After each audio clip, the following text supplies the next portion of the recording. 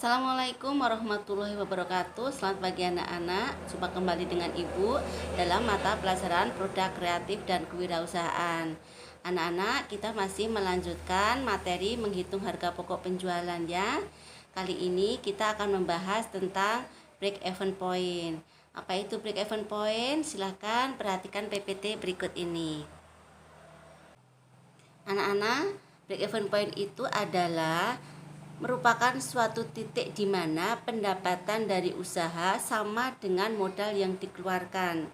Jadi, dalam posisi BEP ini kita tidak mengalami kerugian tapi juga tidak mengalami keuntungan.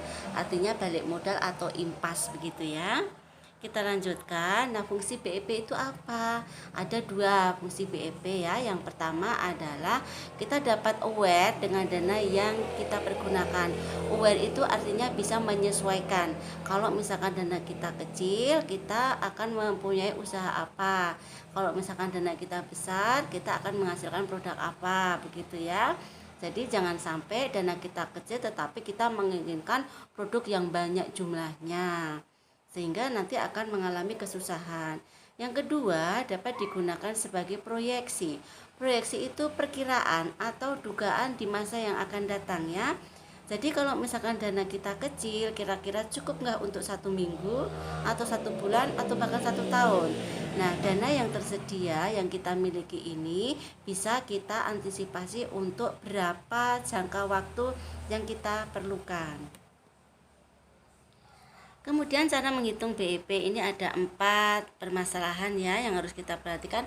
Yang pertama adalah fixed cost ya. Ini artinya biaya tetap, misalnya untuk sewa gedung atau untuk gaji pegawai atau untuk mesin-mesin dan sebagainya.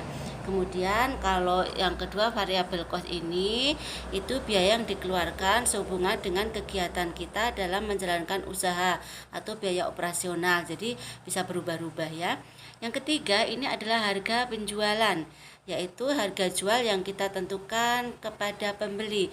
Jadi kita nanti akan menjual berapa sih produk kita yang akan kita jual begitu ya. Kemudian kontribusi margin per unit ini adalah berapa keuntungan yang akan kita ambil dari produk yang kita jual begitu.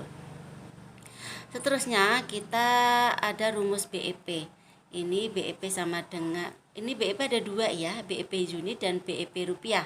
Untuk menghitung BEP unit, rumusnya biaya tetap dibagi harga per unit dikurangi biaya variabel per unit. Nanti kita kerjakan dulu yang ada di dalam kurungnya. Kemudian kalau BEP rupiah, ini biaya tetap dibagi kontribusi margin per unit dibagi harga per unit gitu. Kita lihat contohnya ini. Pak Amin memiliki sebuah usaha toko sepeda dengan fixed cost sebesar 5 juta. Jadi dana tetapnya 5 juta ya. Kemudian variabel costnya itu sebesar 200.000 per unit dengan harga jual 1.500.000 per unit. Sekarang kita akan mencari BEP unitnya. Ya, rumusnya tadi adalah biaya tetap dibagi harga per unit dikurangi biaya variabel per unit. Tadi biaya tetapnya kan 5 juta dibagi harga per unitnya kan 1.500.000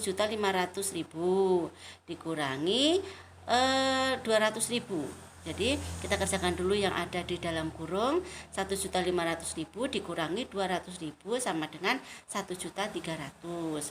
Nah, kemudian 5 juta dibagi 1.300.000 sama dengan 3,84.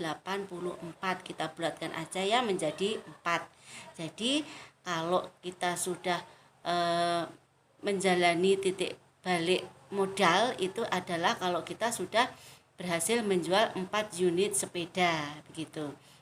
Kalau misalkan kita menjual 5 berarti kita sudah mendapatkan keuntungan begitu ya, dan seterusnya. Sekarang kita akan mempelajari kalau BEP dengan rupiah ya. Ini contohnya.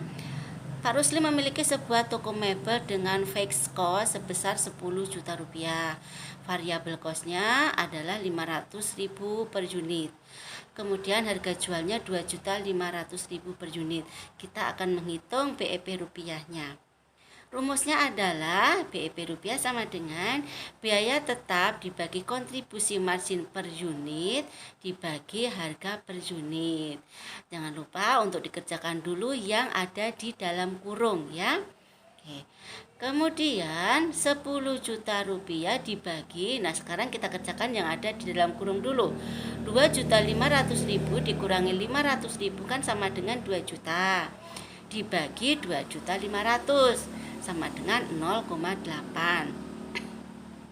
Jadi 10 juta rupiah dibagi 0,8 sama dengan 12.500.000. Artinya jika Pak Rusli ini sudah mendapatkan uang sebanyak 12.500.000, baru bisa dikatakan Pak Rusli ini mengalami atau dalam posisi BEP rupiah. Jadi jika Pak Rusli ini sudah mendapatkan uang di atas 12.500.000, maka Pak Rusli sudah mendapatkan keuntungan dari penjualan mebel tersebut. Paham anak-anak? Baik, yang belum paham silakan kalian tanyakan di grup WhatsApp pelajaran, nanti akan Ibu jelaskan. Anak-anak, demikian yang Ibu sampaikan, harap dipelajari ya. Ibu akhiri, assalamualaikum warahmatullahi wabarakatuh. Selamat pagi.